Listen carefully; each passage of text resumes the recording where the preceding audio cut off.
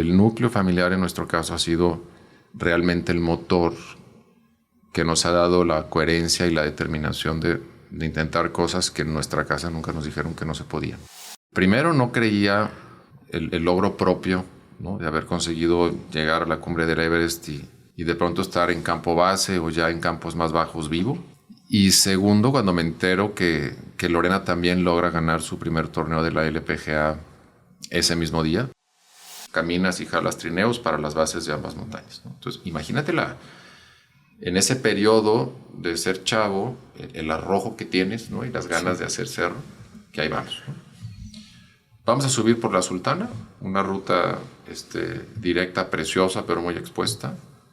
3 días de intento, nos agarra una tormenta arriba, nos quedamos encerrados 2 días, nos acabamos la comida, no podíamos bajar, la nieve arriba del pecho, hacíamos deslices para poder bajar, asegurábamos y quedábamos enterrados y nos acaba el compañero, bajamos asustadísimos, dijimos, ¿qué es esto? Vámonos, o sea, empanicados. No tener miedo a fracasar me parece indispensable. Ahora hay un tema así, una aberración a ser un loser, a no intentarlo por el pánico de no lograrlo, ¿no? Porque socialmente y en redes sociales es que me parece que es lo que más daño hace a las generaciones ahorita de chavos, que eso está matando el arrojo de intentar varias cosas. Y la realidad es que cualquier persona exitosa tiene un acierto por 100 fracasos. Nos damos por una ruta de una canaleta muy bonita. Andrés lleva mejor ritmo, se me adelanta y lo dejo de ver. Y de pronto voy subiendo en una pared de piedra, salgo de la canaleta y veo un cuerpo tirado, con un traje amarillo, arriba de mí como a 30 metros. ¿Y qué es esto? Hola, ¿cómo están? Soy Juan Carlos Maldonado. Les doy la bienvenida a un nuevo episodio de Atleta, espacio donde platicamos con atletas, exatletas y personalidades del entorno deportivo acerca del impacto personal y profesional del deporte en sus vidas. Te agradezco muchísimo que me ayudes a que el mensaje de Atleta llegue a más gente suscribiéndote y compartiendo el episodio. Hoy tenemos como invitado a Alejandro Ochoa, montañista, ultramaratonista, representante, conferencista y empresario. Conquistó múltiples cimas alrededor del mundo, en donde destacan el Everest, la cual es la cima más alta del mundo, el Choyu, la sexta más alta también en el Himalaya, la catalogada más fría del mundo, el McKinley o Denali en Alaska, la más alta de América, el Aconcagua en Argentina. Fuera de las montañas, Alejandro acompaña y dirige desde sus inicios la carrera de su hermana Lorena Ochoa como su representante. Además, es fundador y director general de Ochoa Sports Management. En esta conversación, hablamos acerca de la importancia de no ponernos límites, de la relevancia del entorno, de aprender a convivir con lo incómodo, de perderle el miedo al fracaso y verlo como un elemento clave para el proceso de desarrollo y éxito. Sin más preámbulo, los dejo con el episodio, espero lo disfruten. Alejandro, ¿cómo estás? Bienvenido, atleta. Gracias, bien, de primera muy contento de estar por acá. Muy bien, Alex. Oye, a ver, tu recorrido, finalmente estuve pensando mucho cómo empezar aquí todo este tema con tanta aventura y con tanto recorrido y andar. Y siempre ya regresaba al mismo punto, ¿no? O sea, independientemente de que nos va a llevar toda la plática hacia ese punto, uno de los puntos, hay una fecha que lo que quiero porque mucho se podrá entender como una coincidencia. Uh-huh. Algunos otros más creyentes dirán otras cosas. Pero para el significado que tuvo el 16 de mayo del 2004 para la familia, pues para ti y para toda tu familia. Pues sí, es algo que constantemente yo también me planteo, o sea, qué tanto tuvo que coincidir en tantos aspectos, ¿no? Humanos, espirituales, físicos, etcétera, para que en una fecha tan importante, sin haber sido planeada y mucho menos de una manera intencionada, hayan concluido como 2 grandes proyectos. Primero que nada, proyectos personales como muy de historias completamente individuales, pero que siempre fueron acompañadas y que de pronto no solo me recuerdo y me sorprendo, sino que aún más naturalmente se dieron sin saberlo, ¿no? De mi parte yo estaba completamente aislado, incomunicado. Yo reportaba cómo iba mi ataque de cumbre y desde campamento base reportaban un poco en ese tiempo por fax. Me acuerdo perfecto que no había la tecnología actual, obviamente, ni los enlaces satelitales que existen. Entonces escribíamos en una hoja, ¿no? Y esperabas así el tono del fax, y una hoja escrita a mano que metías en el fax en campo base o que metía el Basecamp Manager en ese tiempo. Llegaba acá a México y se enteraban dónde iba y a qué ritmo iba. Pero yo iba en mi experiencia disfrutando al máximo y concentrado al máximo de uno de los que por muchos años fue el sueño más grande de mi vida, sin ser consciente que Lorena iba a la par acercándose también a uno de sus sueños más grandes, ¿no? Entonces fue una coincidencia como completamente fuera de nuestro control. Simplemente metimos toda la energía y todo el entusiasmo de años y años de preparación, y que de una manera muy grata y muy simple se dio como consecuencia, ¿no? Entonces, padrísimo. Yo primero no creía el logro propio, ¿no? De haber conseguido llegar a la cumbre del Everest y de pronto estar en campo base o ya en campos más bajos vivo, ¿no? Y segundo, cuando me entero que Lorena también logra ganar su primer torneo de la LPGA ese mismo día, ¿no? A pesar de la diferencia del desfase del horario, porque también estaba muy dentro de mí la experiencia de Lorena. Yo la acompañé durante muchos años, aún en su etapa profesional y en su etapa amateur y profesional. Era gran parte también de un proyecto mío, ¿no? Que nació en conjunto y íbamos de la mano, ¿no? Yo era un apoyo y un soporte entregadísimo para el proyecto de Lorena. Todos los que creíamos en su proyecto ahí estábamos. Y en ese proceso me toca separarme un poco paralelamente para no descuidar lo que para mí también habría sido un sueño de muchos años. Y fue muy padre porque, a pesar de estar de la mano acompañando el proyecto de Lorena, que demandaba muchísimo, nos encontramos el tiempo y el respeto de mantener nuestros entrenamientos y nuestras independencias de carreras deportivas y la posibilidad de irme, ¿no? Porque Lorena demandaba muchísimo en tema de trabajo. Yo era su manager, como hasta ahora lo soy, pero pues tenía que desconectarme del mundo 3 meses. Entonces, de pronto no creí lo mío, y de pronto por radio me entero también de lo de Lorena, coincidentemente. Entonces era una doble alegría, un poquito inexplicable, pero muy disfrutable, sí. De una manera muy humilde y muy sencilla, de saber que dos cosas de pronto hicieron una chispa muy grande en nuestra familia. Sí. Y en campamento base, mi papá vino al campamento base al inicio de la expedición. Hizo todo el acercamiento desde Lukla hasta el campo base, que son como 6-7 días subiendo. Y que llega casi a 5,000 metros, ¿no? ¿Es ese campo base? 5,200. Ya es tan largo, especialmente ahora que ha crecido tanto, que ya hay un desnivel en ese churro que ahora es la ciudad de campamento base. Y mi papá estuvo un tiempo ahí, como 10 días, acompañándome en la expedición, pero no aguantó. O sea, es mucha pasividad, hay mucho frío, hay altura. Sí. Y para cuando yo bajé de cumbre, mi papá ya se había regresado del campamento base.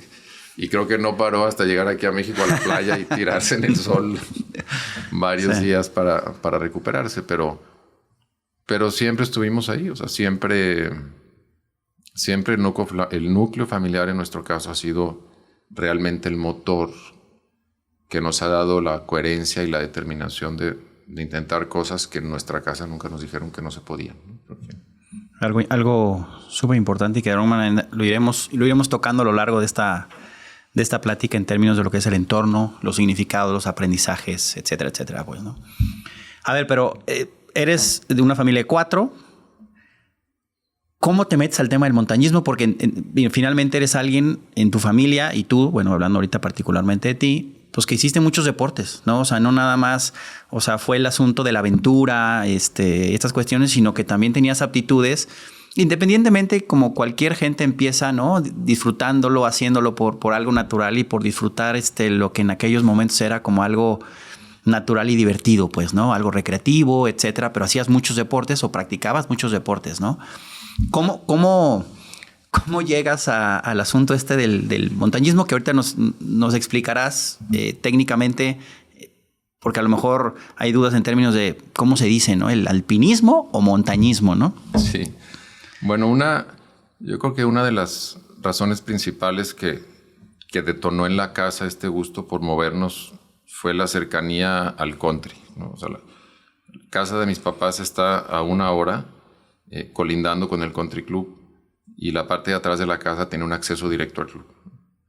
Entonces, no la vivíamos en el club, haciendo que todo lo que había en el club, todos los hermanos lo hacíamos. O sea, salíamos y nadábamos, jugábamos básquet, jugábamos tenis, jugábamos golf, y antes cerraban el club los lunes. Sí. Entonces el lunes sacábamos las bicis y nos íbamos a las bicis al campo de golf, ¿no? Por supuesto que no estaba permitido, pero nos íbamos al campo de golf a andar en bici, a correr, a pescar a los lagos, y siempre fuimos muy inquietos. Yo creo que un poco la semilla estuvo ahí. Más adelante, mi papá trabajaba mucho desarrollando algunos temas inmobiliarios en Tapalpa, y desde mis abuelos, para la familia, Tapalpa era un destino muy especial, ¿no? Hasta la fecha. Y estando nosotros en 5º y 6º de primaria, o sea, Javier, mi hermano grande, que le decimos Pai, me lleva 2 años, luego soy yo, luego yo le llevo 5 años a Lorena, y Daniela, la más chica, tiene 2 años de diferencia con Lorena. Entonces somos 2 hermanos grandes y las 2 hermanas chicas. Lorena y yo el sándwich. En esa frecuencia y gusto por Tapalpa como destino, mi papá decidió irnos a vivir allá 2 años, ¿no? Entonces, de vivir en Guadalajara, ¿Ustedes de qué edades, más o menos? 5º y 6º, yo estaba en 5º de primaria. 10, 12 años, 10 más o menos. Okay. Entonces, imagínate, yo en una ciudad ya grande en ese tiempo, de pronto la que era la casa del fin de semana, ¿no? Se volvió la casa de todos los días. Asistiendo a un colegio público en el pueblo de Tapalpa, nosotros estábamos acá en el Liceo del Valle, nos damos para allá, y de pronto lo que eran vacaciones de verano inolvidables, increíbles, todos los días. Y los amigos, si bien no eran los amigos de Guadalajara, pues eran los amigos que eran compañeros de salón, que tenían ranchos, que trabajaban con ganado y con caballos, y eso eran nuestras tardes. Entonces, de pronto caímos inmersos en un ambiente de montaña inmediato, ¿no? O sea, en las tardes era la resortera, los trompos, las canicas, y ir a buscar una vaca que se perdió, y ir a herrar caballos, y ahí entré en un contacto con la naturaleza muy frecuente, que me entró hasta el alma y se me quedó grabado. 2 años después regresamos a vivir a Guadalajara, y fue un shock así. O sea, yo allá en Tapalpa pues me salí a la casa y me iba solo a Los Pinos y al cerro. Sí. Y aquí para donde me voy. Entonces regresamos al Instituto de Ciencias, y en el Instituto de Ciencias, en cuanto entré ante esta desesperación, me entero del CAIC y digo, no, qué maravilla, ¿no? Entonces el CAIC se convierte para mí en un pulmón y un respiro recurrente de expediciones de fin de semana, que siguieron siendo durante muy poco tiempo el reemplazo de estos paseos y la cercanía que yo tenía de bosque en Tapalpa. Sí. Yendo al Ceboruco, Santa María, San Gangüey, a Cerro de Tequila, Cerro de García, todo lo cercano de aquí, de Jalisco. Y después el programa del CAIC ya también se extendía al Nevado, ¿no? Que ya era alta montaña y había que estar un poco más preparado. Yo dije, ¿qué es esto? O sea, me encanta estar en el cerro, es un entorno natural, me gusta la mezcla de algo que tenga un poquito de susto y tenga una demanda de física y mental. Y fui haciendo cerros a través del CAIC, hasta el momento que me tocó subir el Popo, no estaba cerrado, el Lista varias veces, el Pico, con una frecuencia que ya el calendario de la gira era muy lento para mí. O sea, ir una vez al Pico de Orizaba al año, yo iba, y a las 2 semanas ya quería volver, y a Lista lo mismo. Y se empezó a desarrollar un grupo más picado, que buscábamos ir más seguido, right. Que ya el CAIC ya no tenía esa constancia. Entonces, ese grupo fue muy interesante porque empezó a ser un grupo que tuvieron el montañismo en ese tiempo en Jalisco. Era muy poco la gente que salía del país a escalar, ¿no? O sea, aquí ya subías el Pico de Orizaba, Malinche, Toluca, ahí está Popo, Nevado, y ya dices, ¿por dónde voy? Ya era subirlo por otra ruta, sí. Y aquí había un grupo de los primeros que se aventaron a hacer algo fuera de Jalisco. Carlos Silva, Alberto Ruiz Gaitán, el Betotas, Jorge Fernández del Valle, el Pez, que de pronto se aventaron, investigaron y de una manera muy valiente se fueron al Denali, ¿no? Al McKinley, Alaska, que es la montaña más fría del mundo. Una decisión muy aventada, ¿no?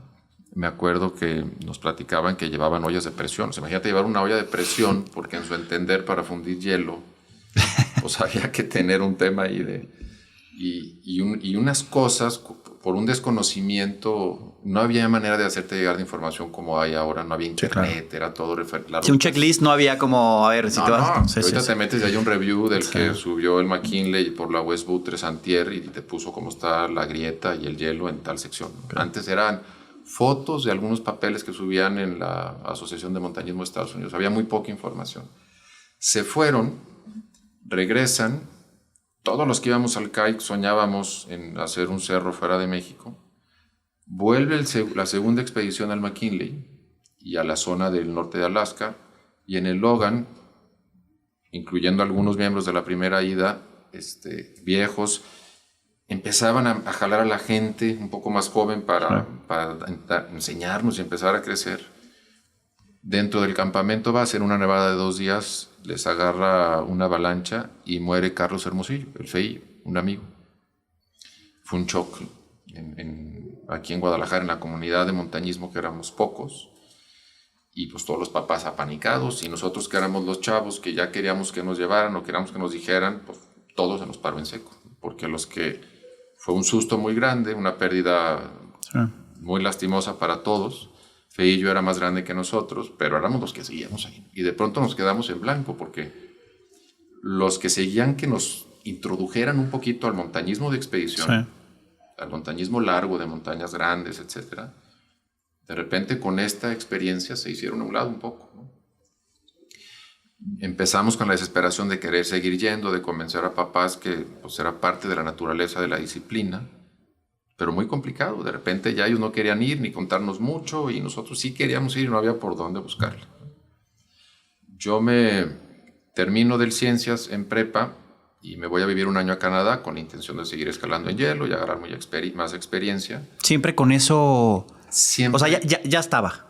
A mí no, o sea, yo subía a una montaña y al día siguiente, bajando a la montaña, decía, ¿cuál es la que sigue más alto? ¿No? ¿Y cuándo podemos regresar aquí lo más pronto que se pueda? ¿No? Mis vacaciones eran montaña. O sea, mi familia se iba a la playa, se iban en verano a otros lados, y yo me iba a Semana Santa, por ejemplo, con 3 amigos. Nos íbamos manejando desde aquí a Ciudad de México, toda la noche amanecíamos, subíamos el Popo y lo bajábamos. Dormíamos en Paso de Cortés. Al día siguiente subíamos y bajábamos el Ista. Nos subíamos a un coche, nos íbamos a Orizaba y al día siguiente subíamos y bajamos el Pico Orizaba. Esa era mi Semana Santa, ¿no? Pero ¿cómo? ¿Por qué te vas? Vamos a la playa, vamos con todo el mundo a divertirnos. Sí. Mi diversión era eso. Una camaradería con amigos en un convivio increíble, en un entorno y en unos silencios espectaculares. El montañismo no era tan popular como ahora, aún en México, ¿no? Ahora ya hasta el Nevado tiene una influencia importante. Todo este proceso de evolución, porque como dices, pues va evolucionando, ¿no? Y finalmente en el tema del montañismo se entiende, y para poner en contexto un poquito, las montañas y todo se va midiendo en términos de los metros sobre el nivel del mar, ¿no? Uh-huh. Entonces empieza todo este tema con los nevados aquí, el de Colima, ¿no?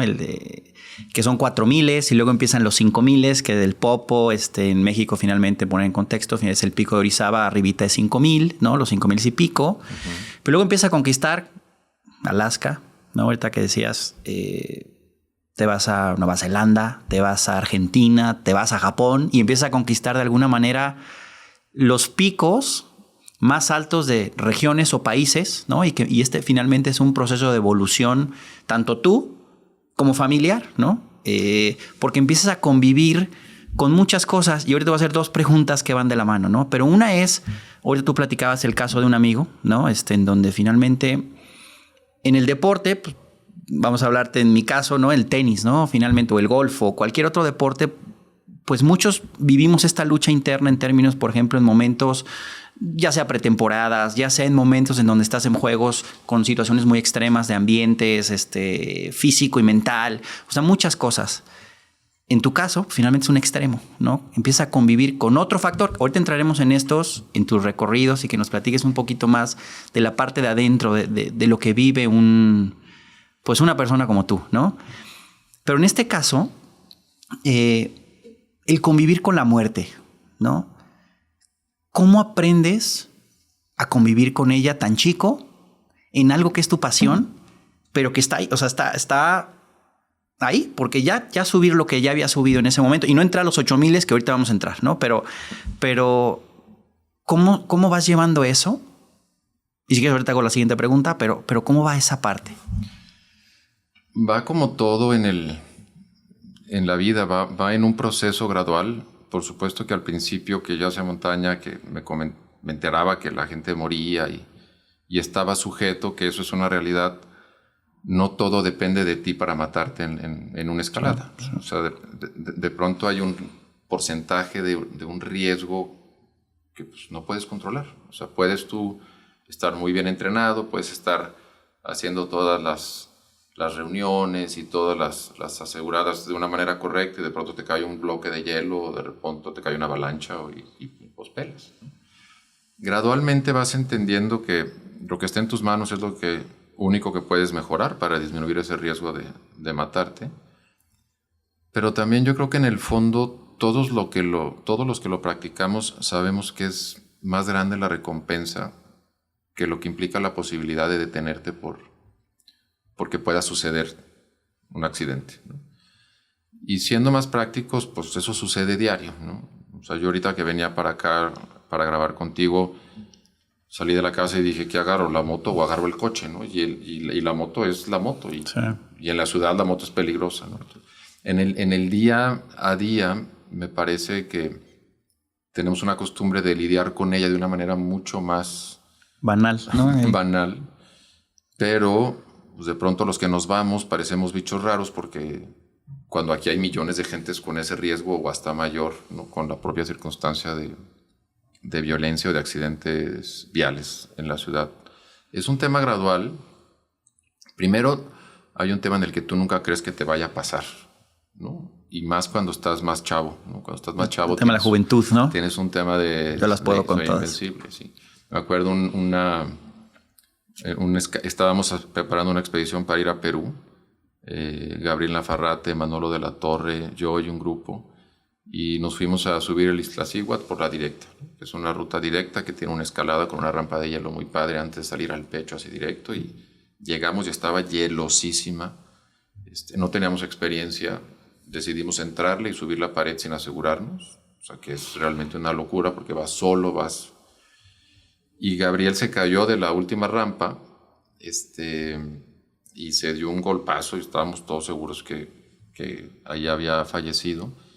Se rompió la cadera, pasamos la noche colgando, una noche terrible, y de pronto soñábamos con McKinley y soñábamos con Aconcaguas y nos estábamos matando en el Ista. Pues, o sea, y de las experiencias más duras probablemente que pasé a lo largo de la carrera del montañismo de expedición fueron probablemente locales, o sea, nevados, istas, en esta circunstancia de un exceso de confianza, de no pensar un poco 2 veces las cosas y saber decidir de armar tu equipo, ¿no?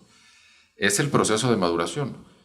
Nos pasó en el intento después de que decidimos volver, a pesar del ambiente que había, al McKinley, ¿no? Pasa lo del Feillo, nos seguimos preparando, nos ponemos a entrenar, empezamos a buscar biografía, y no solo decidimos intentar el McKinley, sino dijimos, Alejandro Minacata, Rodrigo Ponce y yo, vamos a ser los primeros mexicanos en subir el Foraker, que es una montaña de 5,000, un poquito más bajo que el McKinley. Aterrizas en el glaciar del McKinley y la misma avioneta donde te dejas, caminas y jalas trineos para las bases de ambas montañas, ¿no? Entonces, imagínate en ese periodo de ser chavo, el arrojo que tienes, ¿no? Y las ganas de hacer cerro, que ahí vamos, ¿no? Vamos a subir por la Sultana, una ruta directa, preciosa, pero muy expuesta. 3 días de intento, nos agarra una tormenta arriba, nos quedamos encerrados 2 días, nos acabamos la comida.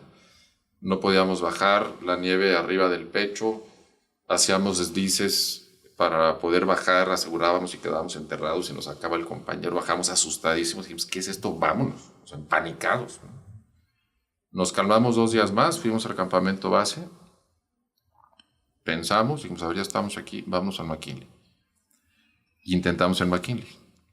Nos fuimos en estilo alpino, o sea, sin subidas de aclimatación ni porteos, ya no teníamos tanto tiempo. Y hicimos el McKinley. Entonces, es un poco cómo vas teniendo el arrojo, corrigiendo, arriesgándote mucho, de una manera inmadura, yo pensaría en ese tiempo, pero también resolviendo y siendo muy proactivo, aprovechar lo que tienes y aun cuando se te van cerrando puertas, lograr ir sacando el mejor provecho de las circunstancias. En esa ida, por ejemplo, al McKinley, llevábamos serruchos de Ferreterías Calzada desde aquí para hacer los bloques para los iglús. El McKinley ya es la montaña más fría del mundo. Entonces, de pronto, nos íbamos a intentar escalar en hielo en el Ista, que era muy poco y la temporada era muy seca. Y acabábamos subiendo árboles con piolets y arneses y crampones en los árboles de la primavera.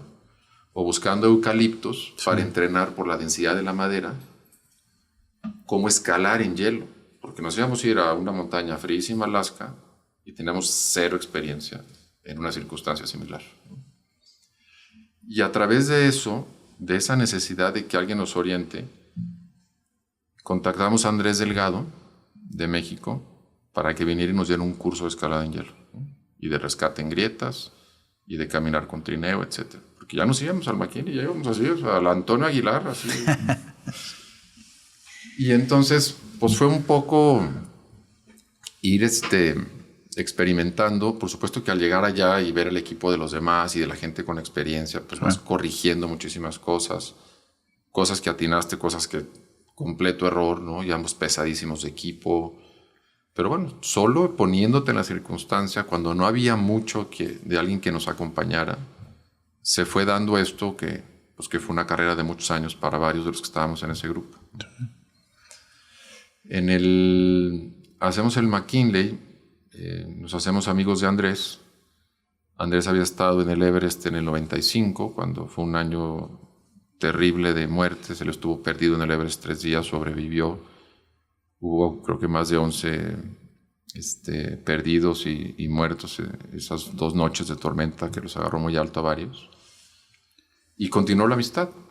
Nos hicimos amigos por el curso, seguimos en contacto.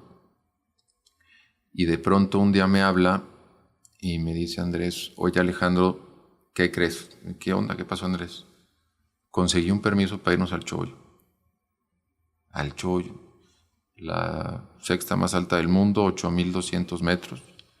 ¿Cómo? ¿Cuándo? Pues el año que entra. Si te poner en contexto, en el mundo hay 14 montes, montañas, sí, que es del rubro de las 8,000, ¿no? Una pregunta nada más rápida. ¿Siempre tuviste, o sea, esta invitación finalmente era como parte de un proceso que tú ya traías adentro, como de decir, mi objetivo, mi sueño es el Everest, entendiendo que el Everest es pues, la montaña más alta del mundo, 8,800 y demás, pero en tu cabeza estaba este proceso como de seguir ese, ahora sí como continuar la evolución de ir rompiendo marcas? Sí, porque al principio que te gusta la montaña no te atreves ni a decirlo, pero muy adentro traes el Everest. Okay. No lo compartes tan explícitamente porque pues, suena muy ilógico que alguien que subió el Nevado ayer por primera vez en su vida diga yo ya me voy al Everest, ¿no? Pero yo creo que el que trae este veneno y este piquete de montaña, el Everest está ahí desde un punto, ¿no? ¿Quiénes van a llegar a subir el Everest o quiénes van a lograr esa determinación y ese proceso que es muy complicado y aparte hay muchos factores de suerte para lograr pararte ahí? Pues van cayendo muchos en el camino, ¿no? Y es un poco la historia de cualquier disciplina, claro, ¿no? El que está realmente clavado, el que realmente lo quiere, se empiezan a alinear las cosas, el que no suelta el reto, el que está tras él. Entonces Andrés me invita, híjole, y yo me pongo a ver, digo, pues, no hay ninguna persona de Jalisco que haya subido un 8,000, ¿no? De entrada le dije, va, ¿no? Sin saber ni qué implicaba, ni cuánto dinero necesitaba. Es más, ahí fue, oye, ¿y eso cuánto cuesta? Sí. Porque el permiso para subir un 8000 lo regula el gobierno de Nepal cuando vas por el lado sur del Himalaya y tiene un costo y es un ingreso importante para el país. Entonces no es barato, ¿no? Y es limitado a cierta cantidad de personas. Yo cuando ya habíamos ido a McKinley, estaba yo metidísimo en el deporte. Siempre me gustaba hacer mucho deporte y le cambio porque de pronto me aburro y hago bici, y luego natación y luego corro y luego... Entonces siempre he estado activo físicamente y pues me volteo con mis papás después de que Andrés me invitó y pues la reacción de mis papás de siempre, como todas las cosas que les hemos planteado los hijos, no solo Lorena y yo, también Pay y Daniela, es un poco de silencio y una manera de evaluar qué tan determinado estás de veras para lo que estás pidiendo. Y si ven que realmente está en esas ganas y ese gusto y ese compromiso, yo creo que para cualquier papá, ahora que me toca ser papá, no es tan difícil decir, va, ¿cómo te ayudo? Yo creo que se lee mucho en las personas cuando hay una determinación y también se lee como es algo muy superficial, ¿no? Y cuando es algo que te lo están pidiendo o simulando que tienen el gusto por hacerlo, pero realmente están buscando un reconocimiento que viene de otro lado. Entonces, bueno, pues yo empiezo a buscar recomendaciones y opiniones con amigos de la comunidad de aquí y hay de todo, ¿no? Desde los que increíble que te vas hasta, pues estás loco, o sea, un 8000, no tenemos todavía esa experiencia, bla, bla. Andrés había hecho Everest, ya había estado allá y para mí era suficiente mentalmente saber. Y también de alguna manera yo decía, a ver, si llego a 7000, ya gané. O sea, si llego a 6000, también. Sí. Vivir la experiencia de estar ahí, codearte con ese nivel de gente, viajar, saber hacer mi equipo, no hay más que sumar, ¿no? El tema de la cumbre, digamos que si es algo, pues ya sería un adicional, pero la justificación de ir y la ganancia estaba mucho antes que eso. Con el simple hecho de decidirte, empezar a buscar recursos, o sea, empezar a pedir patrocinios en una disciplina que las empresas, pues... Sí, ¿cómo lo vendes? ¿No? ¿Cómo lo venden? O sea, a mí me pasaba Andrés sus opciones y un logotipo en la manga, en la rodilla derecha y en el gorro, ¿no?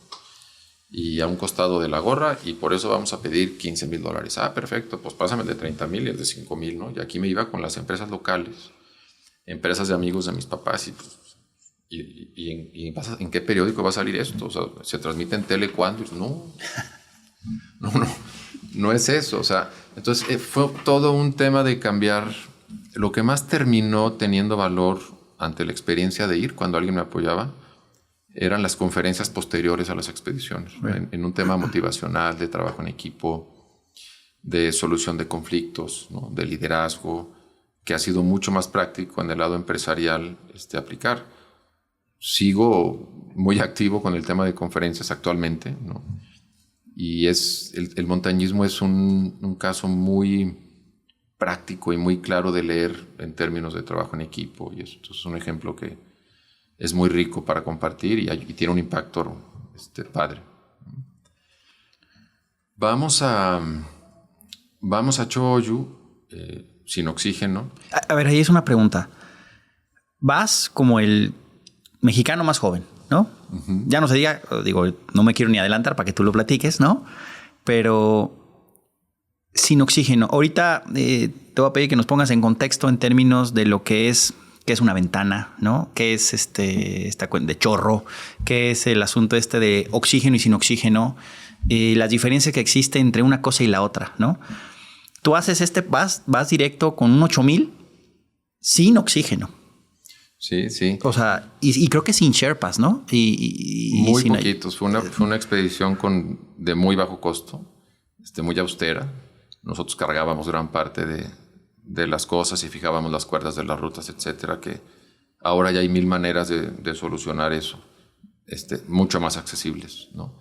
Los 8000, como tú describías ahorita, hay 14 montañas de más de 8000 metros en la Tierra y todas están en el Himalaya, que es la frontera entre Nepal y Tibet, ahora China, y el Karakorum, que es una cordillera que sale entre Pakistán y la India. Ahí está Broad Peak y K2. Pero en una sección muy chica del planeta está la meca del montañismo del mundo, ¿no? Esas 14 montañas están allá. Hay muchos factores a considerar para poder intentar hacer cumbre, ¿no? Uno que lo describías ahorita, que es la corriente de chorro y la ventana, ¿no? Por el movimiento de rotación de la Tierra, hay una capa de viento alrededor de la Tierra constante, que son vientos a muy altas velocidades, ¿no? Es un poco la capa de viento donde los aviones en vuelos largos suben y pueden utilizarla a favor para una gran ventaja, ¿no? O buscan donde es de menor intensidad para no tener tanto viento en contra. Esa capa generalmente está entre 7.500 y 10.000 metros. A esas alturas estabas yéndole, ¿no? A esas alturas. Sí. Lo que significa que todas las 14 montañas de 8.000, la parte alta de la montaña está dentro de la corriente de chorro todo el año. Entonces hay vientos desde 80 km por hora hasta 200. Imposible llegarle a la punta en una condición normal, ¿no? Entonces, la mayor cantidad de cumbres, la temporada más exitosa del Himalaya es en mayo. Empieza el tiempo de lluvias en la India, el famoso monzón, que con toda la humedad empieza a aventar un frente húmedo que choca con la cordillera del Himalaya y empieza a generar presión hacia arriba. Y esa presión acumulada del temporal de lluvias en la India hace que se haga un desfase, como una ampollita al anillo de la corriente de chorro, y libere durante ciertas horas las cumbres de este viento tan intenso. Dependiendo la fuerza del frente, es la cantidad de horas, el tamaño de la ventana que tienes para llegar a la cumbre y bajar y salirte, ¿no? Hay ventanas... Ese lapso, por ejemplo... que son horas, ¿tú tienes que estar listo a qué distancia de cumbre? No, ya tienes que estar a 7.500 en la pared del Lhotse, en campo 3. Okay. ¿No? Porque, bueno, todo el chiste de esto es que tienes que anticipar ese momento. Tú llegas a la montaña un mes antes de la posibilidad de cuando hay mayor certeza de que la ventana ese año suceda, y empiezas a subir gradualmente a la montaña. Subes, bajas y descansas, ¿no? Subes un poco más alto que la vez anterior, regresas, duermes en un campamento y al día siguiente bajas. Tema de oxigenación también, todo eso. Para que tu cuerpo se vaya acostumbrando a la falta de oxígeno. O sea, en la punta del Everest hay un 30% del oxígeno que hay a nivel del mar. Para entender un poquito como la referencia. Como hay menor presión, las partículas de oxígeno que aquí respiramos están apretaditas por la altura que hay en Guadalajara.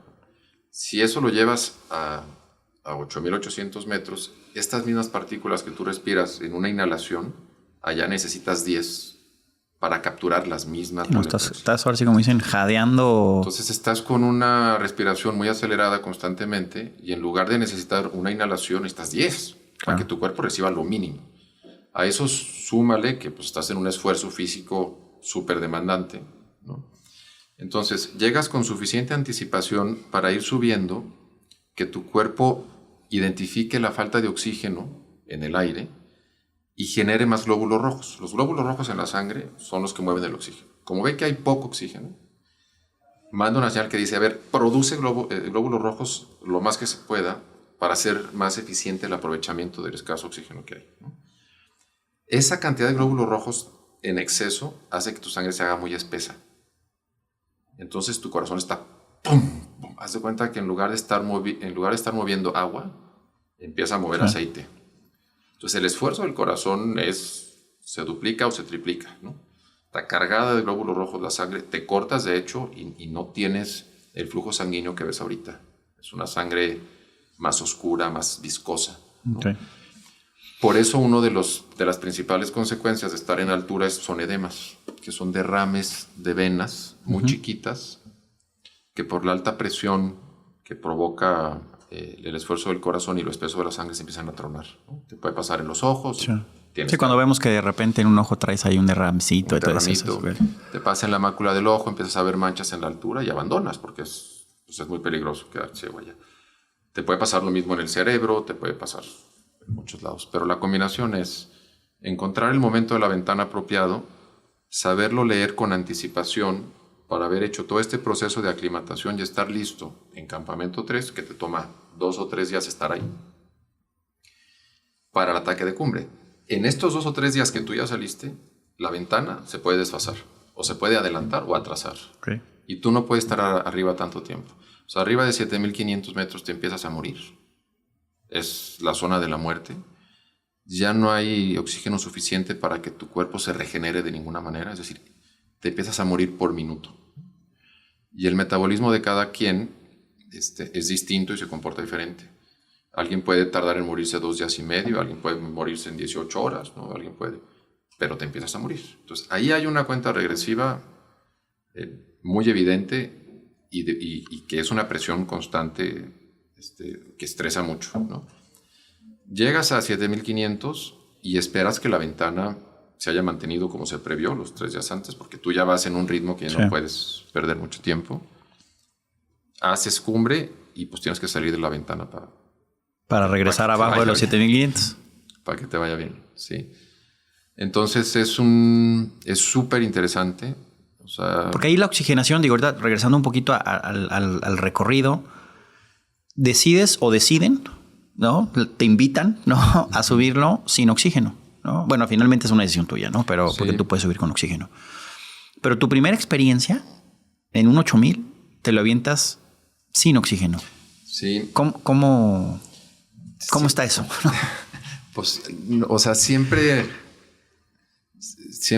he intentado ser como muy kosher con las cosas y pues tenía mucho esa onda de probarme a ver hasta dónde doy y probarme a ver hasta dónde doy. Y en ese probarme a ver hasta dónde doy, troné 1000 veces muy fuerte en varias disciplinas, en montañismo hasta no poder dar más, en triatlones, etcétera, porque me gustaba mucho llevarme al límite realmente para ver cómo respondía. Y en esa búsqueda, pues quería ver cómo jalaba mi cuerpo a 8,000 metros sin oxígeno. Era parte del experimento. Nos vamos, Felipe, un amigo, Andrés Delgado y yo, con el permiso que consiguió Andrés, al Choyu por el lado de Tibet. Entonces llegas a Katmandú y viajas en jeeps como 8 días por Tibet, que es precioso, y subes por el lado norte al Choyu, ¿no? Felipe se sintió mal desde muy principio, desde muy pronto en la expedición ya abandonó. Andrés y yo en una subida de aclimatación nos calentamos, ¿no? Y dijimos, vamos a ver si le pegamos a la cumbre de una vez. Estábamos muy poco aclimatados, pero estábamos temprano en la expedición, nos sentíamos fuerte. Nos damos por una ruta de una canaleta muy bonita. Andrés lleva mejor ritmo, se me adelanta y lo dejo de ver. Y de pronto voy subiendo en una pared de piedra, salgo de la canaleta y veo un cuerpo tirado, con un traje amarillo, arriba de mí como a 30 metros. ¿Y qué es esto? Íbamos solos, Andrés y yo, en esa ruta. La montaña era muy temprano en la temporada, todavía no había gente. Entonces digo, ¿es Andrés? O sea, no íbamos asegurados, íbamos los dos libres, no sé qué, se cayó y es Andrés. De que yo veo eso a que llego ahí, todo el tiempo pensé que era Andrés. O sea, fueron 30 minutos, 40 minutos. No. Estoy acá arriba, ¿qué hago? ¿Cómo me bajo? ¿Qué tiene Andrés? ¿Qué le pasó? ¿Cómo voy a salvar? Era mi primer 8,000, no tenía oxígeno. Era una enmarañada de ideas, de sustos, pero al mismo tiempo una coherencia de no quererte desprender de la situación, ¿no? Llego, subo, me pongo al lado, y es algo que me da un poco de vergüenza decir, pero me dio muchísima felicidad saber que no era de era otra persona que traía un traje igual que el de Andrés, un traje amarillo. Me dejó perfecto que me senté al lado de él, le hice así en la pierna y dije, discúlpame, pero me da mucho gusto que no seas mi amigo. Ahí fue un desgaste emocional fuertísimo. Él era una persona que había desaparecido el año anterior y que no lo habían encontrado. Me traje su medalla, me traje sus cosas, tomé fotos, reporté el hallazgo y después le mandamos a la familia el recuerdo, pero fue una impresión para mí grandísima porque iba manejando el tema de cómo me sentía 8,000, de pronto me quedé solo. Sí, claro. Andrés iba muy bien, llevaba muy buen ritmo y ese día él hizo cumbre solo. Habría una pregunta ahora sí que desde la ignorancia. En ese trabajo de equipo, ¿está bien esta parte de separarte? ¿De separarte? Sí. O sea, es normal de repente, oye, pues se dicen, oye, ¿sabes qué? Traigo mejor ritmo, estoy entero, Sí, hay rutas. Hay Ok. rutas que lo permiten. Y aun cuando te separes, hay parámetros, ¿no? Ok. A ver si a tal hora no nos vemos o te espero, o si tú llegas y no estoy, es que le seguí. Y entonces, si no te sientes seguro, regresas. En tal punto agarra el radio, nos reportamos. O sea, platicas un poco los diferentes escenarios y también hay cierto nivel de madurez y de experiencia que permite darte un poco Espacio. más independencia y holgura, porque parte de lo bonito de eso también es moverte un poco con la intuición y ir un poco libre, ¿no? Muchas veces cuando vas con las cosas tan matemáticas, pierdes un poco el disfrute de estar De la aventura. de la aventura, ¿no? De la aventura en un rango consciente, pero puedes reprimirla completamente y de un tema de mucha intuición y mucha vibra y mucha energía, convertirlo en un tema de estructurado, rígido, que le mata mucho esa maravilla de libertad y de sentimiento, ¿no? Ahora, mentalmente en los 8000, esto que te describo requiere mucha madurez para poder interpretarse, porque lo que te pasa arriba es que te confundes, tu mente no está pensando correctamente. Porque ahí en el tema, con y sin oxígeno, pero en este caso, digo, sin oxígeno, pues empiezas yo creo que a pensar, o sea, no, hasta, no voy a decir así, pero a lo mejor hasta medio bruto, ¿no? En ciertas... Sí. No, completamente, o sea, te entorpeces físicamente, tu tiempo de respuesta mental es mucho más lento. Entonces, la combinación peligrosa de la alta montaña es esa, que la parte mental congruente se afecta, pero la ambición no se te quita. O sea, mi corazón estaba, llego a la punta, llego a la punta, llego a la punta. Eso, la claridad de ese sentimiento no desaparece ni disminuye en intensidad. Sin embargo, lo que te hace decidir que si a tal hora no estoy en tal punto y me tengo que regresar, porque si no tengo que hacer un vivac arriba de 8000 y no voy a sobrevivir, la confundes, porque eso te lo distorsiona el lado coherente de la mente, que lo pierdes con el oxígeno. Muchas veces tú dejas la responsabilidad al Base Camp Manager, que es la persona que trae el ritmo de avance de los montañistas, sí. Sabe cuánto oxígeno hay, cuánta comida para cuántos días hay en tal campamento, si hay 12 sleepings aquí, 4 estufas acá, con 5 cartuchos de gas. Le dejas la decisión a él en campamento base y puede él, si así lo haces, obligarte a regresar o decirle a los sherpas que te están acompañando no lo dejen continuar y que lo bajen. Pero esa autoridad tú la tienes que dejar abajo coherentemente, porque arriba te rebasa la emoción. A mí no me digas, si yo he soñado con subir el Everest 25 años de mi vida, que estoy a 200 metros, que son las 3 de la tarde y me tengo que regresar. Sí, porque eso te iba a preguntar es, claro, dentro de estos, porque luego hay gente, ¿no? Que la está viendo ahí y no puede subir. O sea... Sí, porque esa hora y media, 2 horas que te va a tomar subir, además del desgaste, hay que regresarlo. Y si la ventana pierde intensidad y te agarra la noche a esa altura, tienes que vivaquear. Vivaquear es dormir al exterior, o sea, sin sleeping, sin casa de campaña ni nada, y muy pocos sobreviven. Entonces, es una mezcla pues muy interesante de varios factores y de mucha suerte también. Sí. Porque hay que ir sano, comes mal, duermes mal durante mucho tiempo. Entonces hay mucha gente que no sirve, que no puede subir por una diarrea, por ejemplo, ¿no? Claro. Por un tema de una muela, por cosas muy sencillas fuera de tu alcance, que dices, híjole, llevo preparándome años, ahorrando, entrenando, estoy aquí y me voy a bajar por una deshidratación. Oye, ¿y llegas haces cumbre en Choyu?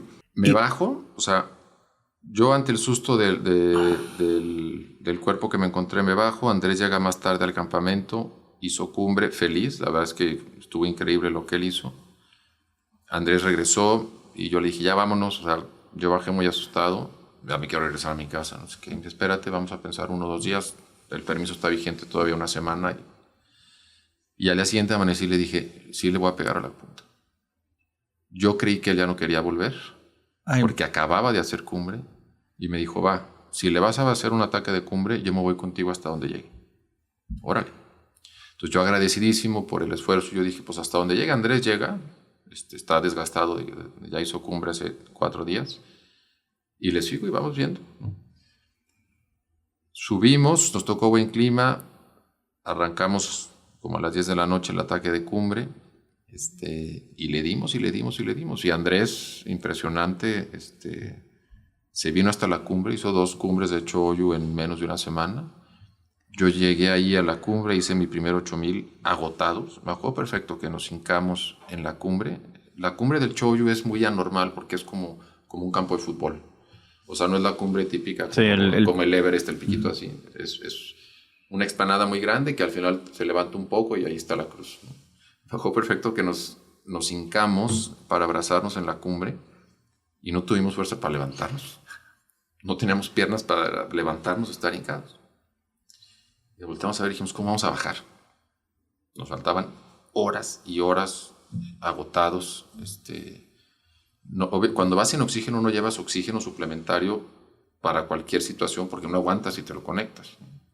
Entonces no hay oxígeno, o sea, estás ahí sin oxígeno realmente. Fue un regreso pues muy sufrido, muy demandado, y llegamos y bajamos vivos a Campo 3. Llegamos y nuestra casa de campaña estaba ocupada, no teníamos dónde meternos esa noche. No tuvimos tiempo de hidratarnos, llegamos fundidos, nos tiramos en la casa de campaña, nos hicimos muy mal. Nos ayudaron 2 catalanes al día siguiente a fundir hielo y hidratarnos y seguimos para abajo. No sabemos de dónde salieron ellos. No pudimos bajar ni la casa de campaña, Andrés y yo. De hecho, 4 días después, en campamento base, con un telescopio la ubicamos, nos acordamos que habíamos dejado 2 sleepings, una estufa, comida para 3 días para 2 personas, que vale una fortuna, a 7,200 metros, y se la vendimos a una expedición que iba a llegar. Bueno, pues de todo te estás moviendo y en todo intentas. Teníamos que vender el equipo que habíamos comprado al regreso para pagar los gastos de regresar a México, etcétera. O sea, eran condiciones muy básicas. Oye, a ver, y llegan, ¿no? O sea, de ahora sí haces cumbre, bajas, y en el avión de regreso dices, no vuelvo más. ¿Qué es esto? ¿No? O sea, no lo vuelvo a hacer. Y creo que no tardaste más de 2-3 semanas cuando dijiste, vámonos al Everest. Sí. Mira, yo me acuerdo perfecto. Yo tenía 12 años cuando Ricardo Torres Nava subió. Fue el primer mexicano en subir el Everest en el 89. Yo tenía 12 años. 10 años después, yo en el 99 subí el Choyu. Estaba intentando Elsa Ávila ser la primera latinoamericana en subir Everest. Me acuerdo que hablábamos, Andrés, que era muy amiga de Elsa, muy amigo, se hablaba conectando a través de los campos bases para ver cómo iba Elsa y nosotros cómo íbamos, ¿no? Entonces fue una experiencia muy padre, fue muy dura para mí. Regresé muy impresionado en mucho sentido, pero también sorprendido y un poco orgulloso por mi capacidad, porque solo hasta que te pones esas pruebas tienes como una referencia y luego ganas mucho, porque maduras mucho, entiendes muchas cosas que solo estando ahí ves. Sí. Entonces, como bien dices, yo venía de regreso y ya quería subir un 8000, ya estuvo, bajé, no regreso, muchas gracias.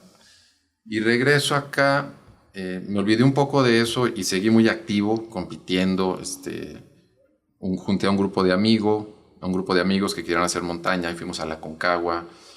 Hicimos el Eco Challenge de Nueva Zelanda. O sea, seguí metidísimo en el deporte de muchísimo fondo. Y pasó el tiempo, Andrés y yo seguimos en contacto. Él trabajaba como guía profesional y siguió yendo mucho a hacer montaña. Hasta que me habló otra vez. Cada que llegaba un mail de Andrés, yo medio temblaba. O sea, querías que llegara y no. Quería que llegara y no.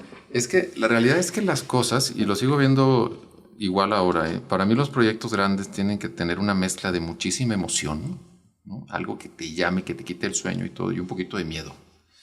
De pronto cuando una cosa te emociona mucho, pero no está este factor como de incertidumbre, para mí no tiene todos los requisitos para que logres la determinación interna de aventarte a conseguirlo. Entonces sí tiene que haber un poquito de desconocido, ¿no? Tiene que haber un factor ahí que no controlas, que te hace sacar de ti más de lo que creías que traías, ¿no?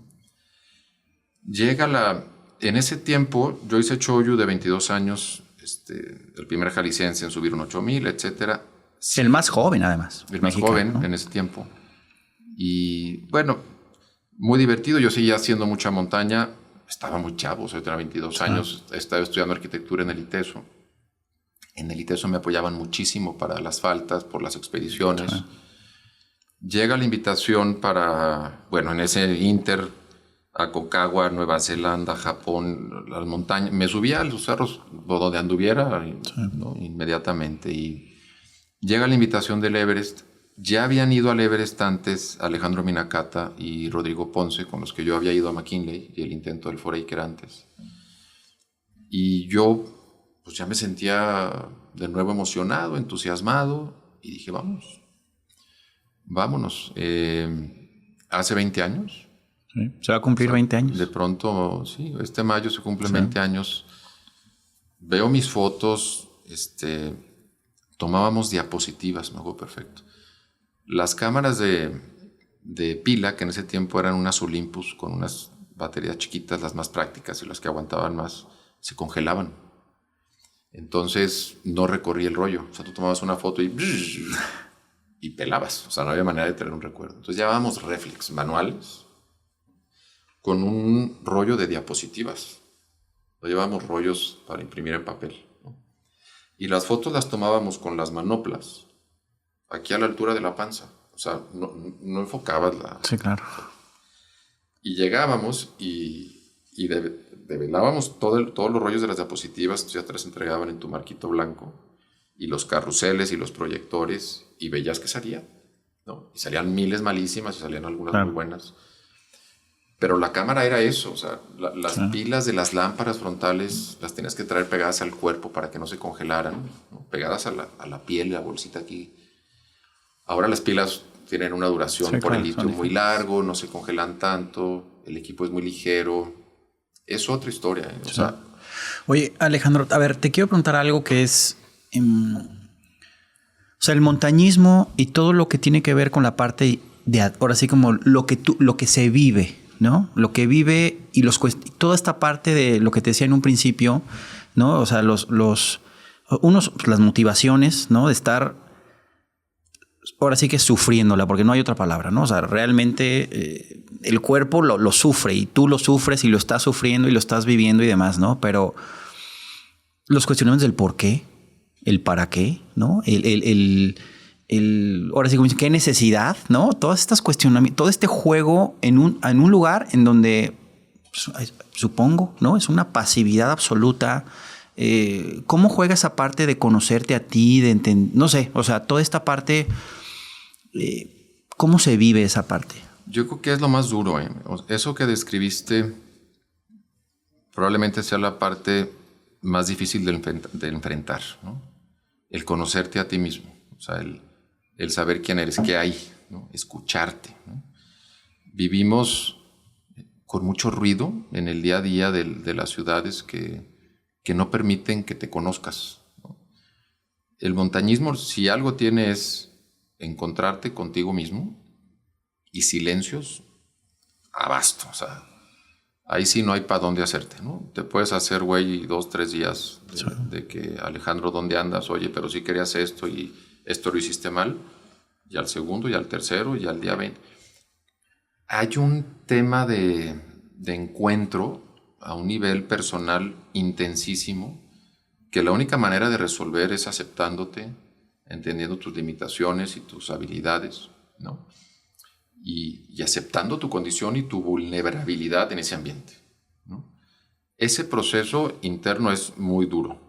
O sea, gran parte de los que no hacen montaña o que no logran llegar a cumbre es porque truenan, no por lo difícil de la ruta, sino por el tema psicológico de aguantar tormentas, de aguantar no dormir, de aguantar comer mal, ¿no? Porque, como dices, el montañismo a ese nivel es, pues, saber quién tiene más capacidad de sufrimiento, ¿no? Es que es eso. Es eso. O sea, el que no aprenda a desviar esas incomodidades, esos estreses, para que no te afecten a nivel emocional, pues no suben, ¿no? Entonces, primero es conocerte, pero cuando cambias esa página al lado en el que el silencio no te molesta, en el que ya te reconociste como eres y te viste, ¿no? Y te aceptaste. Y te aceptaste, que no es nada fácil. Creo que esa comunión es lo que te pone en un chip diferente, que es la única manera de hacer algo grande en la montaña, ¿no? Y luego quitarte el miedo de matarte, ¿no? Si tú vas escalando y vas pensando en, no me quiero caer, porque si ahorita me resbalo en este paso, voy a dejar huérfanas a mis 2 hijas, no se puede. O sea, te vas a resbalar o no te vas a atrever ni a iniciar la pared, no te metas. Hay momentos para todo. O sea, yo creo que yo ahorita, casado y con hijos, no me metería jamás a una condición así, ¿no? Felipe, el que vino con nosotros al Choyu, justo estaba en ese proceso y no, o sea, no llegó en el campamento 1, ¿no?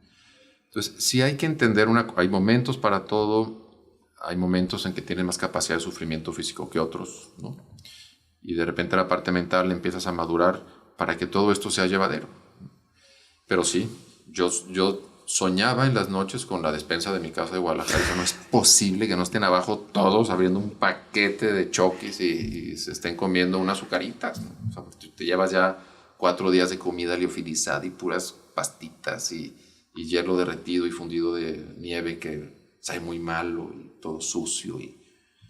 Entonces sí, la capacidad de sufrimiento es una habilidad que tiene que existir, si no es inviable.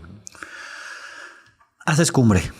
Digo, ahorita me platicas el proceso de subida y de bajada, que entiendo que es, tú ya me dirás, pero no sé si ¿qué es más riesgoso, la subida o la bajada, ¿no? Pero primero haces cumbre en el Everest y ¿qué sientes? No sientes nada. O sea, es bien raro porque primero empiezas gradualmente a cerrar un poquito tu corazón, ¿no? Si llegas muy emocional y muy vulnerable emocionalmente, pues son unos golpazos, porque empiezan las expediciones y conoces a los ingleses, a los alemanes, a los italianos, a los colombianos, y empiezan a caer, ¿no? Y todos son mensajes. Sí. Oye, ayer se mataron 2 sherpas en la última parte de la cascada del Cubo, ¿no? Y tú ya pasaste por ahí 3 veces. ¿Te acuerdas del Serac que estaba arribita de la pared del Lhotse? Cayó antier y se llevó a 2 alemanes, ¿no? Y empieza a haber un ruido que te empieza a provocar estrés, etcétera, que realmente la única manera de lidiar con él es aislarte un poco. Entonces el corazón como que lo vas cerrando, o sea, lo vas protegiendo emocionalmente y le haces como una armadura ahí rara, ¿no? De manera que se te va endureciendo a lo largo de la expedición y ya se cuenta que de pronto te dicen, ya llegaste a la punta, voltea, ya estás en la punta.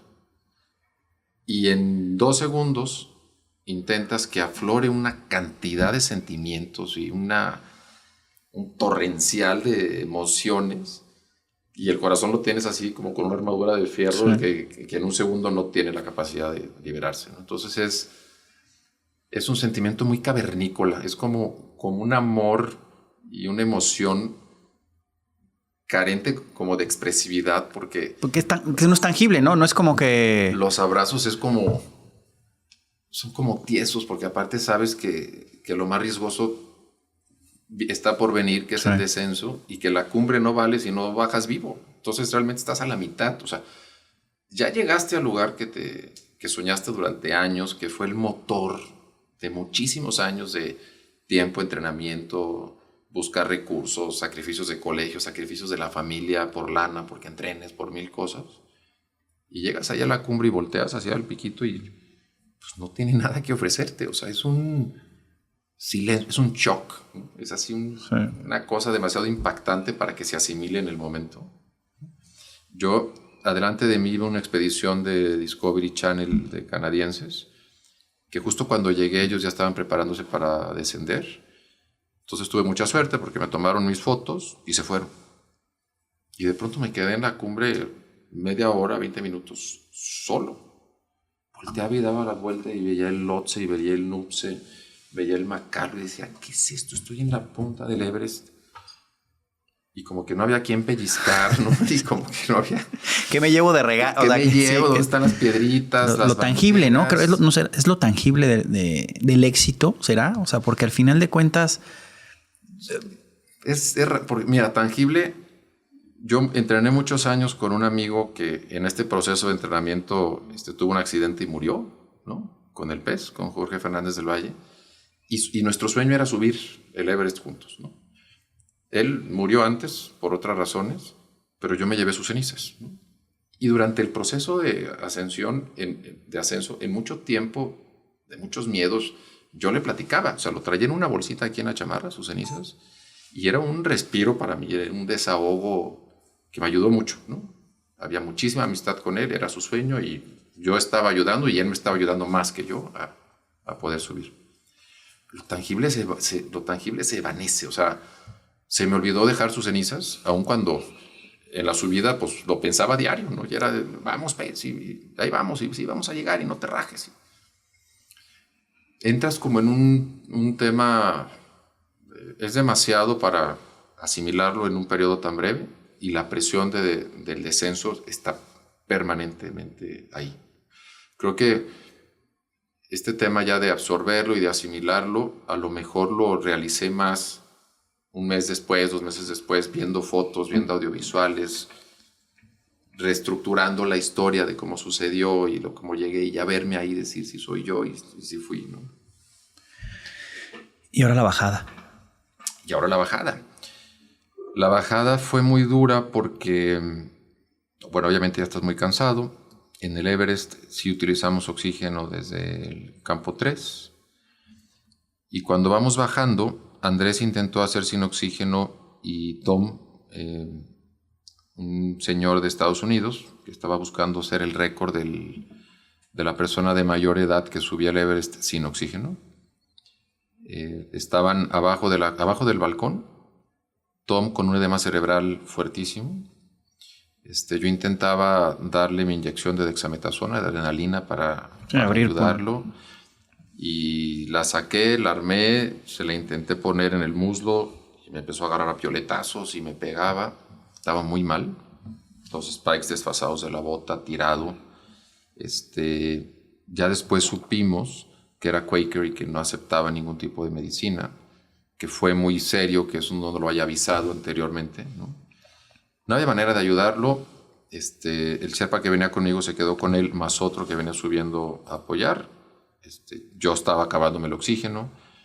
Entonces continué bajando a campo 4 y quedamos al pendiente de que Tom bajara, ¿no? Y Tom bajó muy tarde y muy mal, ¿no? Y fue un proceso súper desgastante bajarlo a campamento base, porque su edema cerebral estuvo empeorando, y complicó muchísimo el descenso. O sea, había que traer a alguien amarrado con un cordino a 3 metros que se caía cada 3 metros, ¿no? Y había que frenarlo y asegurarlo y acompañarlo. Pero bueno, en ese proceso de descenso me enteré en campo 2 de que Lorena había ganado su primer torneo de la LPGA.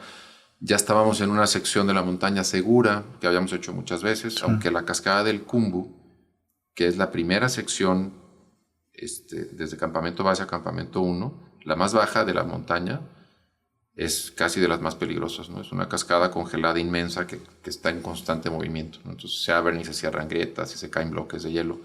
Hay escaleras para cruzar las grietas que se mueven constantemente. Entonces esa parte sí queda siempre un poquito como... Y la realidad es que no sueltas el cuerpo hasta el campamento base. Claro. Pues una hazaña, ¿no, Alejandro? O sea, sí. Ahorita quiero entrar en la parte, en esta otra parte más tranquila, entre comillas, no tan expuesto, pero sí en esta nueva etapa con la que empiezas tú personalmente en base a una invitación que te hace Lorena. Pero muchísimos aprendizajes, ¿no? O sea, esta parte del montañismo como persona, como esto que decías en términos de hacer las cosas a pesar del miedo y exponerte, y es lo que finalmente hace que tengas, vamos a llamarle emprendimientos, y de alguna manera decir sí se puede, ¿no? Y lo podemos hacer y se puede lograr, y creo que a través de eso se traduce en hacerlo, ¿no? Porque si no haces ese primer pasito, pues nunca vas a llegar, ¿no? Sí, sí. Viene esta invitación de Lorena. Primero creo que es una invitación en términos de entrevistarte con las agencias que la querían representar. Y es la manera como le entras, ¿no? Primero, como ahora sí como, no sé si lo tenías o no claro que querías representarla, o finalmente primero fue como, voy a escuchar, voy a acompañarla y a ver qué onda, ¿no?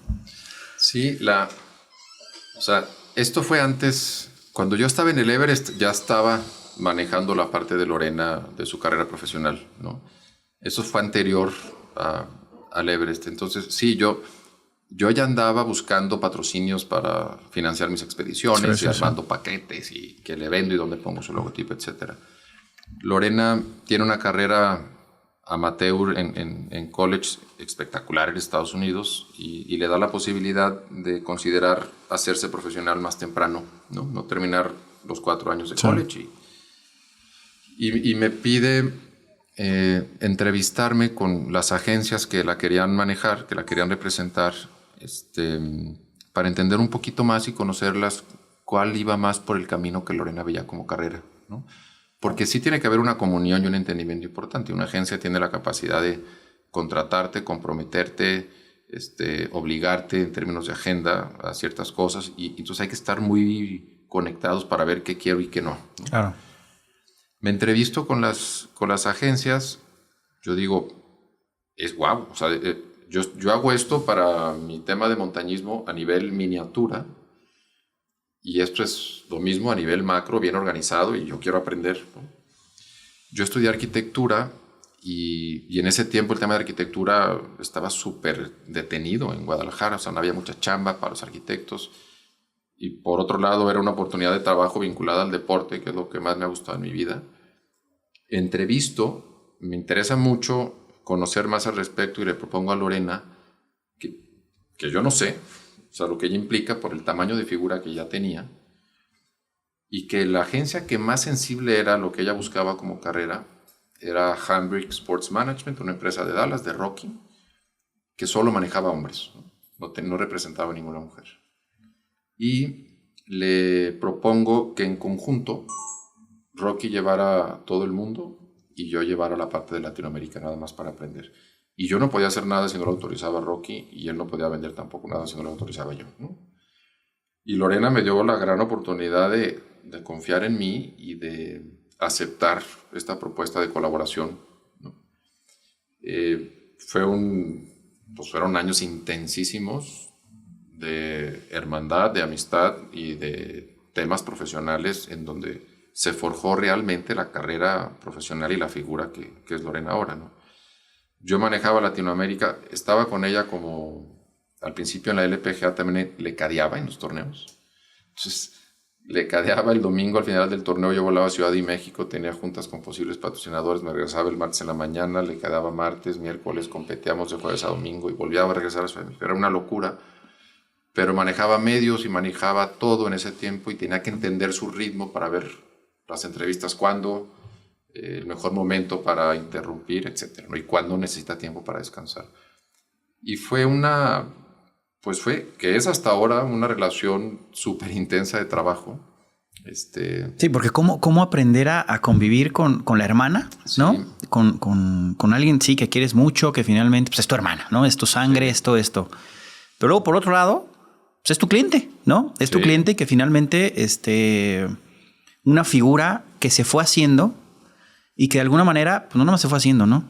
Ahora sí, como dirías tú, hizo cumbre, ¿no? Sí. Y convivir con eso y aprender de eso, ¿cómo lo viviste? ¿Cómo fueron esos? Porque uno nada más ve, o bueno, se ve nada más lo bonito, ¿no? Y vemos hoy a Lorena y vemos esto, pero todo lo que hay atrás y todo lo que tú viviste, porque finalmente esto es hoy de ti, ¿no? Y es un poquito esta parte de cómo la viviste, ¿no? O sea, qué miedos, los miedos estos de recorrer el camino primero en coche, ¿no? Primero de torneo a torneo en coche, de torneo a torneo ¿no? Sí, fue un camino nada fácil, con muchas cosas muy duras que como bien dices, no se ven, ¿no? O sea, se ve un poco la noticia del resultado del torneo, pero atrás para llegar ahí, que eso sucediera, había 1000 temas que había que resolver, ¿no? Muchos tan sencillos, pero tan difíciles como no tener dinero, me acuerdo perfecto que, a ver, ya soy profesional, pues padrísimo, pues necesitamos un coche, o sea, no hay dinero para poder viajar en los torneos, ¿no? Pues no tenemos dinero para comprar un coche. Entonces, empezar a buscar cómo, bueno, no le daban una tarjeta de crédito a Lorena en Estados Unidos. No tenía antecedentes, no tenía dinero para depositar en la cuenta, o sea, sin una tarjeta de crédito necesitábamos un coche. Manejábamos de torneo a torneo. En ese tiempo era mi papá, Lorena y yo. O sea, mi papá y yo manejábamos, yo cadeaba, traíamos el closet de la ropa en un tubo que le pusimos atrás a una Winstar, que era nuestro closet. Lorena acababa de jugar el domingo y manejábamos 8 o 10 horas en la noche para amanecer en el otro torneo. Mi papá, Lorena y yo era el equipo teníamos 7 meses así para que Lorena consiguiera su tarjeta y pudiera jugar en la LPGA de tiempo completo. Jugando la mitad de la temporada tenía que quedar entre los mejores 3 lugares, ¿no?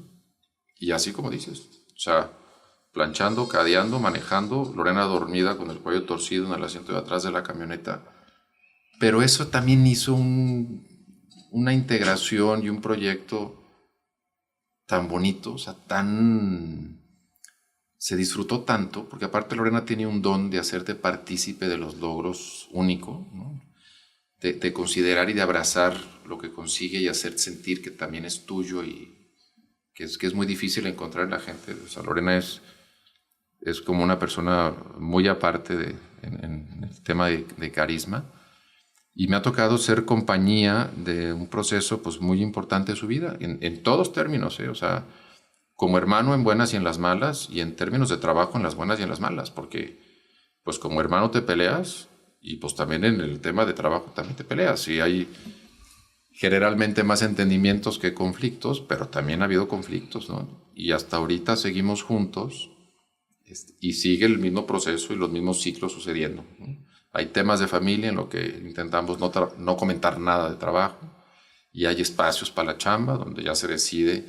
Su vida activa profesional sigue grueso, o sea, Lorena no para, actualmente está a full y con un calendario que no es 4 torneos de golf, que nos concentrábamos en golf y ya, y luego una semana de descanso, sino ahorita tiene una flexibilidad pues damos mañana a Tepic, bueno, vámonos pasado a California, conseguí un torneo en la Fundación de Recaudación de Fondos, nos vamos a ir a tal lugar. Entonces es un movimiento y un dinamismo, tiene una energía Lorena, pues muy joven todavía, enfocada completamente en recaudar fondos para su proyecto social, para su fundación. Y yo la parte profesional de ella, además de mi promotora deportiva, que disfruto mucho y que es siempre un lujo y un agasajo es ser parte de un proyecto que es Lorena, que seguirá creciendo muchos años, ¿no? Has estado inmerso en un mundo competitivo de primer nivel, ¿no? Has estado tocando, ahora sí que otra vez, ¿no? Los picos de cualquier tema. ¿Para ti qué es ser competitivo? Ser competitivo es reconocer tus debilidades, trabajar en ellas y asegurarte que estás dando lo mejor de ti, ¿no? Y muchas veces eso rebasa cualquier estándar o récord de un torneo o de una montaña o de un ascenso. O sea, ser competitivo es no descansar en buscar y buscar áreas de mejora propias, emocionales y físicas, para resolverlas, conseguirlas y ponerte en condición de ponerlas a prueba, ¿no? Para mí lo competitivo no es un tema de ver si tú corres 100 kilómetros y yo 101, o si yo subo el Everest 3 veces. Está en ti. Y si en ese entorno, por lograr lo que ya sabes que eres capaz, quedas en primer lugar o lo conseguiste, es una consecuencia pero jamás en términos de medirte contra el otro, desde mi punto de vista. Tuviste un entorno, vamos a decir, especial, ¿no? O sea, en el caso de tus papás, en el caso de cómo se maneja y cómo los manejaron, ¿no? Pero estoy seguro que viste situaciones penosas y otro tipo de situaciones en términos de las presiones hacia los niños, o ya en su caso o los atletas, ¿no? ¿Qué consejo le darías hoy ya como papá y ya viviendo otra etapa, ¿no? ¿Qué consejo le das a los papás en ese sentido? Pues, o sea, el tema de mis papás fue muy acertado, pero fue consecuencial. O sea, no no había un estudio de cómo ser el papá que fueron, ¿no? Y por supuesto que muchas veces no le atinaron, ¿no? Y nos tocaba sufrirla o atenernos a las consecuencias, porque pues para ellos fue un aprendizaje también aceleradísimo, ¿no? Claro. Yo el factor que identifico es darles confianza permanentemente en la mayor dosis que se pueda, o sea, que crean en ellos, que aprendan a conocerse, ¿no? Y que crean en sí mismos, o sea, que crearles un entorno en el que no tengan una referencia o restricción para decir, híjole, probablemente no pueda, ¿no? Que aprendan a ponerse la meta un poquito más adelante y se den el tiempo de ponerse a prueba, que no sea alguien más el que les diga hasta ahí vas a llegar o no se puede porque nadie lo ha logrado, ¿no? Ese límite en la casa nunca estuvo. Sí. Me acuerdo que había referencias y todos, pero Lorena decía, pues yo ya fui a practicar y en mis rondas de práctica traigo un mejor score que la que ganó el campeonato del mundo, ¿por qué no lo puedo ganar yo mañana? ¿No?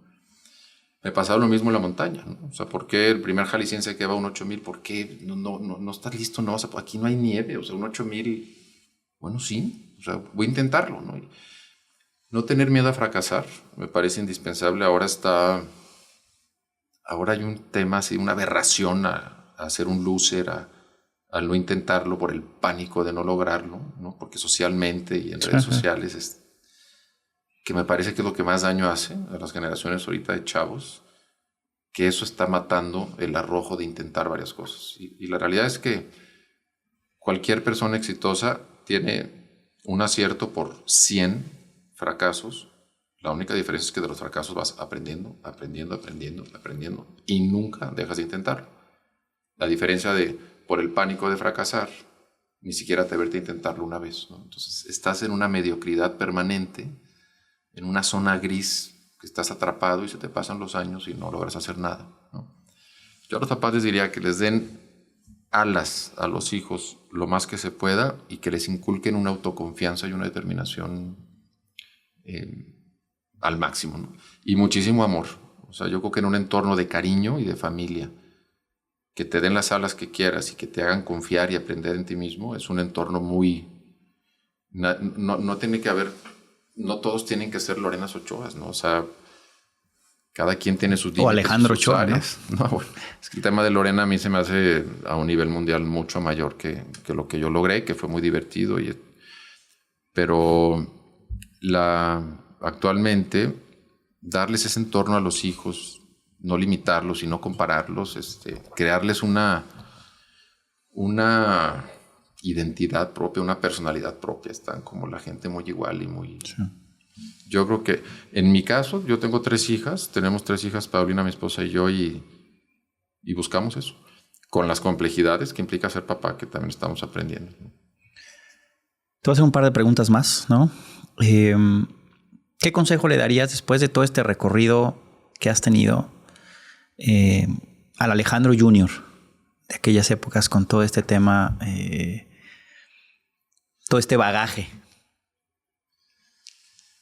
No haber descuidado probablemente tanto el tema social. O sea, lo que yo hacía y lo que me demandaba el tema de entrenamiento. Pues, mis amigos estaban de fiesta constantemente en una época que pues es la diversión social, las novias, salir, etcétera. Y pues, no, yo me levantaba a las 5 de la mañana a entrenar y luego regresaba a nadar a las 2 y luego me regresaba. O sea, yo hubiera sido un poco menos exigente conmigo, hubiera sido un poco más relajado. Soy muy perfeccionista y soy muy estructurado, entonces hubiera querido haber sido más relajado para vivir otras cosas que no me hubieran afectado, ¿no? Pero que en ese tiempo no entendía que pudiera haberlas disfrutado también.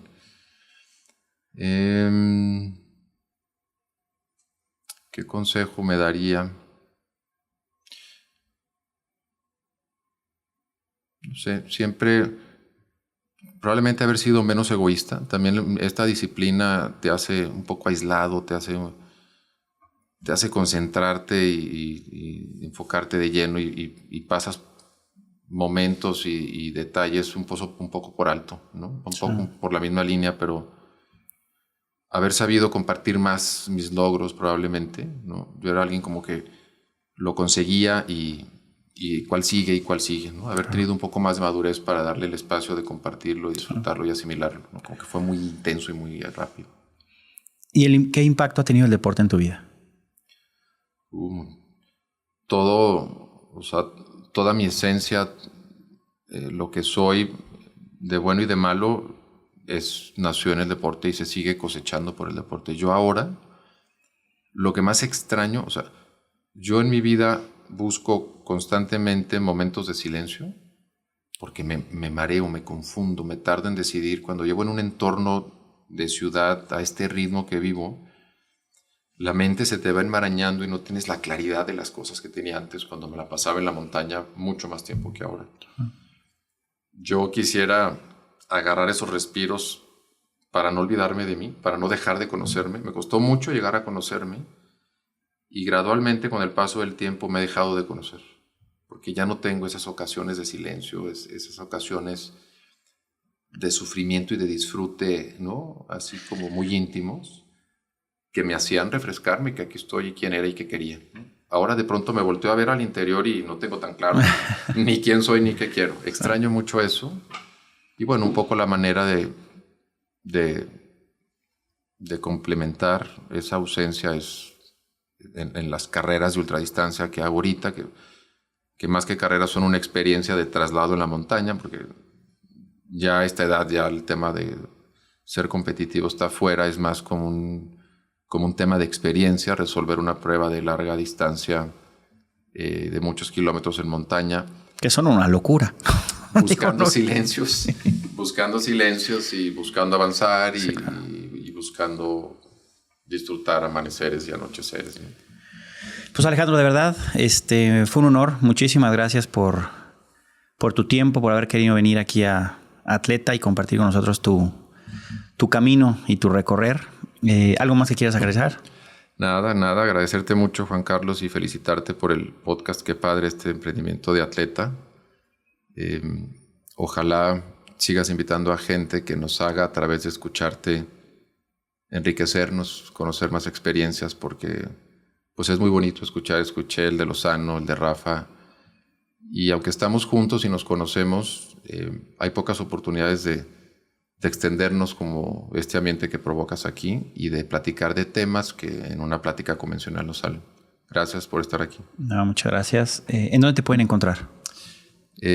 Pues Alejandro, soy muy malo para las redes sociales, pero mi Instagram es Alex8A Reyes, 8 con número 8.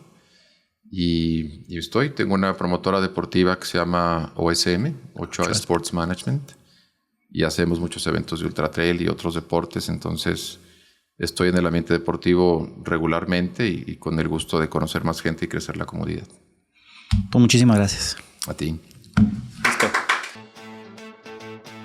Si llegaste hasta aquí, te agradezco que hayas visto o escuchado este episodio. Te recuerdo que tendremos un episodio nuevo cada semana en todas las plataformas de podcast como Spotify, Apple, Amazon Music y en YouTube. Haz que el mensaje de Atleta llegue a más gente compartiéndolo y suscribiéndote. Muchísimas gracias.